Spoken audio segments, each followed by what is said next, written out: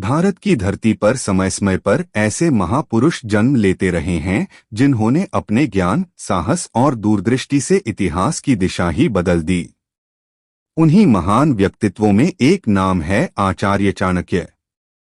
उनका असली नाम विष्णुगुप्त या कौटिल्य था, लेकिन दुनिया उन्हें चाणक्य के नाम से पहचानती है।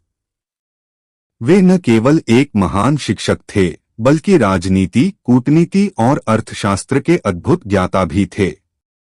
चाणक्य का जन्म लगभग 2500 साल पहले पाटलिपुत्र के पास एक साधारण ब्राह्मण परिवार में हुआ था। उनका बचपन गरीबी में बीता, लेकिन उनकी बुद्धि विलक्षण थी। कहा जाता है कि बचपन से ही उनके भीतर न्याय की भावना और अन्याय के प्रति विद्रोह की अग्नि थी। वे अक्सर अपने साथियों से कहते कि यदि इस धरती पर अन्याय होगा तो उसे सहना भी सबसे बड़ा अपराध होगा। बालक चाणक्य की रुचि पुस्तकों और ज्ञान में थी। उनका स्वरूप साधारण था, काले रंग का दुबला-पतला शरीर, झुर्रियों भरा चेहरा और तेजस्वी आंखें।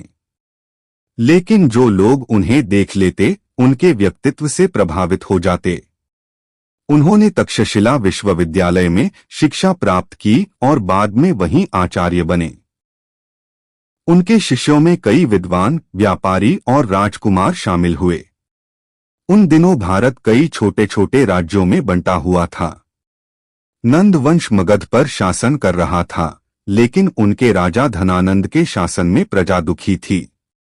धनानंद घमंडी, क्रूर और भ्रष्ट था। प्रजा पर अत्यधिक कर लगाए जाते थे। छोटे राज्यों को धमकाकर उनके धन पर कब्जा किया जाता था। गरीब भूख से मरते और महल में उत्सव होते। चाणक्य को यह सब सहन नहीं हुआ। उन्होंने संकल्प लिया कि अन्याय के इस साम्राज्य को समाप्त करके वे एक ऐसे राजा को गद्दी पर बैठाएंगे जो धर्म और न्याय के अनुसार शासन करेगा। एक कथा है कि चाणक्य एक बार धनानंद के दरबार में गए थे। वहां उन्होंने अपनी तीखी बातों से राजा की गलत नीतियों को उजागर किया। राजा ने अपमानित होकर दरबारियों के सामने चाणक्य का अपमान किया और उन्हें दरबार से बाहर फेंकवा दिया। अपमानित चाणक्य ने तुरंत अपने जटाजूट खोल दिए और शपथ ली कि जब तक नंद वंश का नाश नहीं कर देंगे, तब तक अपने बाल वापस नहीं बांधेंगे। यहीं से शुरू हुआ चाणक्य का संघर्ष। उन्होंने तलाश शुरू की ऐसे व्यक्ति की जिसे वे शिक्षा देकर एक महान सम्राट बना सकें। तभी उनकी नजर पड़ी एक बालक पर जिसका नाम था चंद्रगुप्त। चंद्रगुप्त साधारण परिवार का था, लेकिन उसके व्यक्तित्व में साहस और नेतृत्व की झलक थी। चाणक्य ने उसे अपने संरक्षण में लिया और तक्षशिला में उसे युद्धकला, राजनीति और कूटनीति की शिक्षा दी। धीरे धीरे चंद्रगुप्त चाणक्य के मार्गदर्शन में एक सशक्त नेता बना। चाणक्य ने उसे यह सिखाया कि सच्चा शासक वही है जो अपने प्रजा को परिवार की तरह समझे और कभी भी अन्याय के सामने झुके नहीं। चंद्रगुप्त के मन में भी अन्याय के खिलाफ आग जल रही थी। चाणक्य ने छोटे छोटे राज्यों के राजाओं से संपर्क किया और उन्हें समझाया कि अगर वे आपस में लड़ते रहेंगे तो नंदवंश हमेशा उनका शोषण करता रहेगा, लेकिन अगर वे एकजुट हो जाएं तो साम्राज्य का अंत किया जा सकता है। उनकी कूटनीति सफल हुई और कई राजा चंद्रगुप्त के साथ आ गए।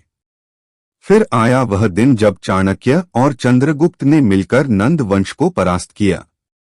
एक लंबे संघर्ष और युद्ध के बाद धनानंद को गद्दी से उतार दिया गया। चंद्रगुप्त मौर्य मगध का राजा बना और चाणक्य उसका महामंत्री। चंद्रगुप्त मौर्य के शासन में चाणक्य ने ऐसी नीतियां बनाई जिनसे भारत एक सशक्त और केवल एक राजा बनाना नहीं था। उनका सपना था एक सशक्त, न्यायपूर्ण और अखंड भारत। उन्होंने कर व्यवस्था सुधारी, प्रजा के कष्ट दूर किए, व्यापार को प्रोत्साहित किया और सेना को संगठित किया। उनका लिखा हुआ ग्रंथ अर्थशास्त्र आज भी राजनीति और प्रशासन का मार्गदर्शक है। उसमें उन्होंने बताया कि राज्य की शक्ति उसकी प्रजा है और राजा का कर्तव्य सेवा है, न कि विलासिता। चाणक्य का त्याग। चाणक्य ने कभी अपने लिए कुछ नहीं मांगा, न धन, न पद, न सम्मान। वे साधारण वस्त्र पहनते, साधारण भोजन करते और अपना जीवन राष्ट्र को समर्पित कर दिया। उनका एक ही सपना था, भारतवर्ष ऐसा बने जहां कोई भूखा न सोए और अन्याय का शासन न चले। उन्होंने सिखाया कि अपमान भी प्रेरणा बन सकता है, यदि हम उसे संकल्प की शक्ति में बदल दें। उनका जीवन हमें यह संदेश देता है कि दृढ़ निश्चय और त्याग से असंभव भी संभव हो सकता है। अंत और विरासत। समय बीतता गया। चंद्रगुप्त महान सम्राट बने और भारत का मौर्य साम्राज्य विश्व की सबसे बड़ी शक्तियों में गिना जाने लगा। जब यूनानी आक्रमणकारी आए तो भी चाणक्य की नीतियों ने भारत को सुरक्षित रखा। आखिरकार एक दिन चाणक्य ने संसार को अलविदा कहा, लेकिन उनका नाम कभी नहीं मिटा। वे केवल एक महामंत्री नहीं थे, बल्कि एक विचारधारा थे, एक ऐसी ज्योति जो पीढ़ी दर पीढ़ी प्रेरणा देती है।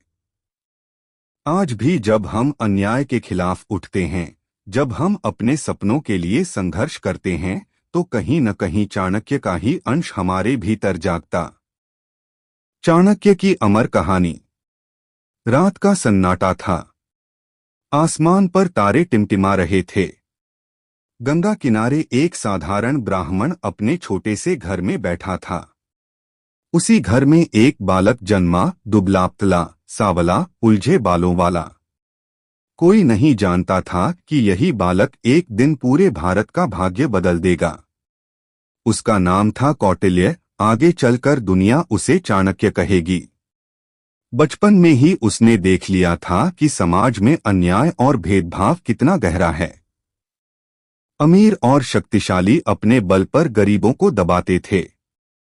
छोटे छोटे राज्य आपस में लड़ते थे और प्रजा पिसती थी। बालक चाणक्य सोचता, क्या यह भारत सदा ऐसे ही बंटा रहेगा? समय बीता। चाणक्य ने तक्षशिला में शिक्षा पाई। वह इतना विद्वान बना कि लोग उसे चलती फिरती पुस्तक कहते। परंतु ज्ञान उसके लिए केवल ग्रंथों तक सीमित नहीं था। वह चाहता था कि ज्ञान से समाज बदले, प्रजा सुरक्षित हो। एक दिन वह पाटलिपुत्र पहुंचा, जहां मगध का राजा नंद राज करता था। सोना चांदी से भरे महल, नाच गाने में डूबा दरबार, लेकिन प्रजा भूखी थी। चाणक्य ने सोचा, मैं राजा को समझाऊंगा। परंतु जब उसने दरबार में सत्य बोला तो नंद ने उसका मजाक उड़ाया। घमंड से कहा, तू कौन है जो मुझे सिखाएगा? और दरबार से अपमानित कर बाहर निकाल दिया। उस क्षण चाणक्य की आंखों में आंसू नहीं, आग जल रही थी। उसने धरती पर अपनी जटा रखकर शपथ ली, जब तक मैं इस नंद वंश को समाप्त नहीं कर दूंगा, मैं इन्हें नहीं बांधूंगा। भविष्य ने करवट ली। एक दिन उसकी नजर एक गरीब बालक पर पड़ी, जो खेलते खेलते अपने साथियों को नेतृत्व दे रहा था। वही था चंद्रगुप्त मौर्य। चाणक्य ने उसकी आंखों में वही ज्वाला देखी जिसकी तलाश उन्हें थी। उन्होंने उस बालक का हाथ थामा और कहा, तू केवल एक लड़का नहीं है, तू भारत का भविष्य है। फिर शुरू हुआ संघर्ष। छोटे छोटे गांव, भूखे किसान, थकी हुई जनता, चाणक्य ने सबको जोड़ा। उसने चंद्रगुप्त को युद्धकला सिखाई, राजनीति के पाठ पढ़ाए और सबसे बड़ा सबक दिया, शक्ति केवल तलवार में नहीं, बुद्धि और धैर्य में है। कई बार वे हारे, कई बार टूटे, लेकिन हर बार चाणक्य ने अपने शिष्य से कहा, चंद्रगुप्त, याद रख, सिंहासन उसी का होता है जो हारने पर भी हार नहीं मानता। आखिरकार वह दिन आया। नंद वंश का पतन हुआ। चंद्रगुप्त ने राजसिंहासन संभाला और उसके पीछे खड़ा था एक ऋषि जैसा पुरुष, चाणक्य। भारत की प्रजा ने पहली बार महसूस किया कि अब उनके पास एक ऐसा राजा है जो उनके लिए जीता है, और एक ऐसा मंत्री जिसने अपना जीवन राष्ट्र की सेवा में अर्पित कर दिया। बुजुर्ग चाणक्य जब अपने जीवन के अंतिम दिनों में थे तो शिष्य ने उनसे पूछा, गुरुजी, आप चाहते क्या थे? चाणक्य मुस्कुराए और बोले, मैंने कभी अपने लिए कुछ नहीं चाहा, बेटा। मैंने केवल यह चाहा कि यह भारत एक हो, मजबूत हो। क्योंकि जब तक यह भूमि बंटी रहेगी, इसकी संतानें दुखी रहेंगी। और यही सच्चाई है। चाणक्य केवल एक व्यक्ति नहीं थे, वे विचार थे। वे आंधी थे जो अन्याय को उड़ाकर ले गई। वे दीपक थे जो अंधकार में भी प्रकाश बन गए। आज भी जब इतिहास की किताब खुलती है तो उसमें चाणक्य की वह ज्वाला चमक उठती है। सच्चा नेता वही है जो राष्ट्र के लिए जिए, प्रजा के लिए जिए। बहुत समय पहले की बात है। एक छोटे से गांव में एक बच्चा पैदा हुआ। उसका नाम था आरव। जब उसकी आंखें पहली बार खुलीं तो उसकी मां ने उसे अपने सीने से लगाकर कहा, तू मेरे लिए भगवान का दिया हुआ सबसे बड़ा उपहार है। उस दिन उस घर में रोशनी ही रोशनी छा गई। एक नवजात की किलकारी ने पूरे आंगन को जैसे जीवन से भर दिया। समय बीता, आरव बड़ा होने लगा। उसकी आंखों में मासूमियत थी और चेहरे पर सच्चाई। वह अक्सर आकाश की ओर देखता और अपनी मां से पूछता, मां, वहां ऊपर तारे क्यों चमकते हैं? मां मुस्कुरा देती और कहती, बेटा, वह तारे नहीं, आत्माओं के दीपक हैं। जब लोग इस धरती से जाते हैं तो उनकी आत्माएं वहां चमकती हैं। उस समय आरव कुछ समझ नहीं पाता, लेकिन उसके मन में यह सवाल गहराई से बैठ गया। जैसे जैसे उम्र बढ़ी, आरव ने जिंदगी के रंग देखे। कभी खुशियां, कभी गम, कभी हार, कभी जीत। बचपन की मासूमियत से निकलकर वह जवानी की दहलीज पर पहुंचा। उसके सपने बड़े थे। वह चाहता था कि उसका परिवार गर्व करे। उसने पढ़ाई में मेहनत की, नौकरी पाई और धीरे धीरे परिवार को सुख सुविधाएं दीं।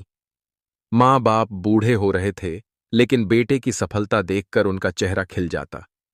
आरव की जिंदगी में एक और मोड़ तब आया जब उसकी मुलाकात सिया से हुई।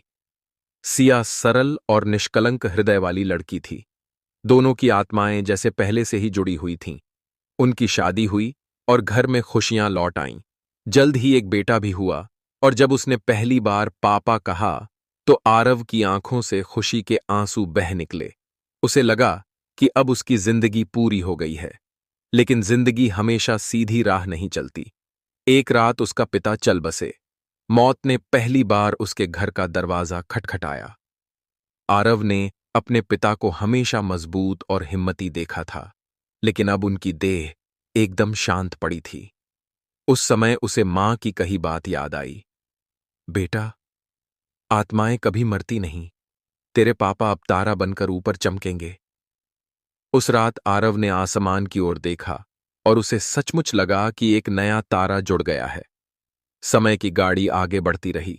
आरव मेहनत करता रहा, परिवार को संभालता रहा, लेकिन जिंदगी के साथ साथ उसके दिल में कई सवाल गहराने लगे। आखिर मौत क्या है? आत्मा सचमुच अमर है? परमात्मा से उसका रिश्ता क्या है? यह सवाल उसके दिल में खटकते रहे, लेकिन व्यस्तताओं के बीच दब जाते। एक दिन अचानक आरव बीमार पड़ गया। पहले तो उसने सोचा मामूली थकान होगी, लेकिन धीरे धीरे बीमारी गहराने लगी। डॉक्टरों ने कहा कि यह गंभीर है। खबर सुनकर उसका परिवार टूट गया। सिया की आंखों में आंसू थे। बेटे का चेहरा भय से भर गया था। आरव ने पहली बार मौत को करीब से महसूस किया। रात के सन्नाटे में जब वह अस्पताल